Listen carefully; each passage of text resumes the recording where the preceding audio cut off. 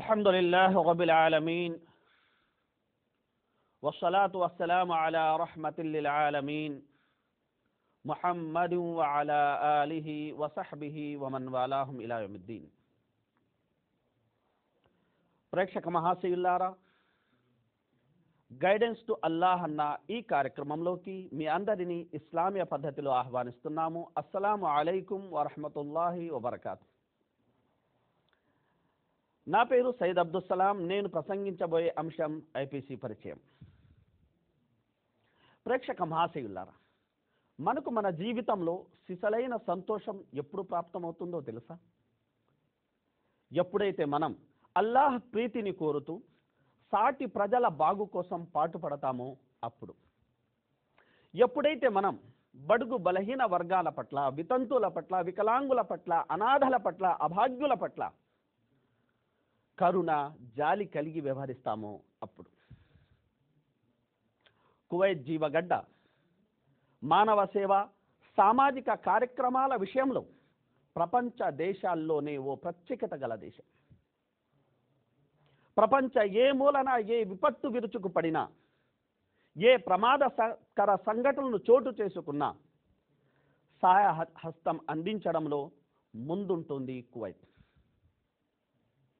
Kuwait ఈ సేవల్ని గుర్తించిన ఐక్యరాజ్య సమితి మానవతా నాయకులు అన్న బిరుదుతో ఇక్కడి రాజు శ్రీ సబాహ్ అహ్మద్ జాబిర్ సబాహ్ గారిని సన్మానించడం జరిగింది.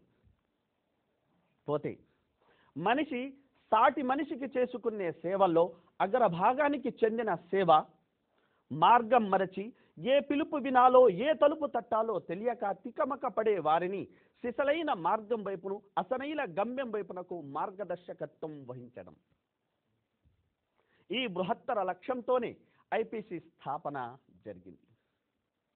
మానవతా ధర్మమైన ఇస్లాంను సమస్త మానవాళి వరకు చేరవేయడానికి, కాంతి కానరాక మిథ్యా మబ్బుల్లో, పైత్యం పబ్బుల్లో కొట్టుమిట్టాడే వారిని సత్యమన్న పత్యం ఇచ్చి వారి జీవితాల్లో ధర్మ దీపాల్ని వెలిగించడానికి,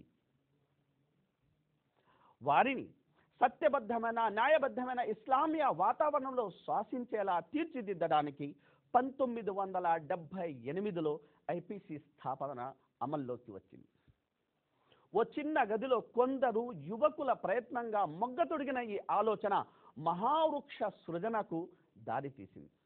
36 సంవత్సరాల సుదీర్ఘ శ్రమణానంతరం నేడు అది శాఖోపశాఖలుగా విస్తరించి 14 భాషల్లో ఆధ్యాత్మిక సాహిత్యాన్ని, సేవల్ని అందిస్తుంది. 8 భాషల్లో పత్రికల్ని ప్రచురిస్తుంది. కువైట్ జీవగడ్డపై మనం చూస్తున్న ఈ యొక్క ఆధ్యాత్మిక సేవలు కానీ, సామాజిక సేవలు కానీ అల్లాహ్ కృపా కటాక్షాల తర్వాత ఇక్కడి సుమతుల, సజ్జనుల, సుగుణవంతుల యొక్క సహకారంతో అన్న విషయాన్ని మనం గమనించాలి. ఒక పరదేశీ గడ్డపై అచ్చ తెలుగులో ప్రింట్ అవుతున్న యొక్క నెలవంక మాస పత్రిక కానీ, మీరు వీక్షిస్తున్న ఈ కార్యక్రమం కానీ అటువంటి దాతల సహాయంతోనే సాధ్యమైంది. అల్లాహ్ సుబ్హానహు తఆలా వారి కృషిని స్వీకరించాలని, వారిని కరుణించాలని, వారి సంపదలో సమృద్ధిని ప్రసాదించాలని, కువైట్ రాజ్యాన్ని సుభిక్షంగా ఉంచాలని, కువైట్తో పాటు ప్రపంచ ఇతర దేశాలని సైతం సంక్షేమ బాటన నడిపించి రక్షించాలని మనసారా వేడుకుంటున్నాము.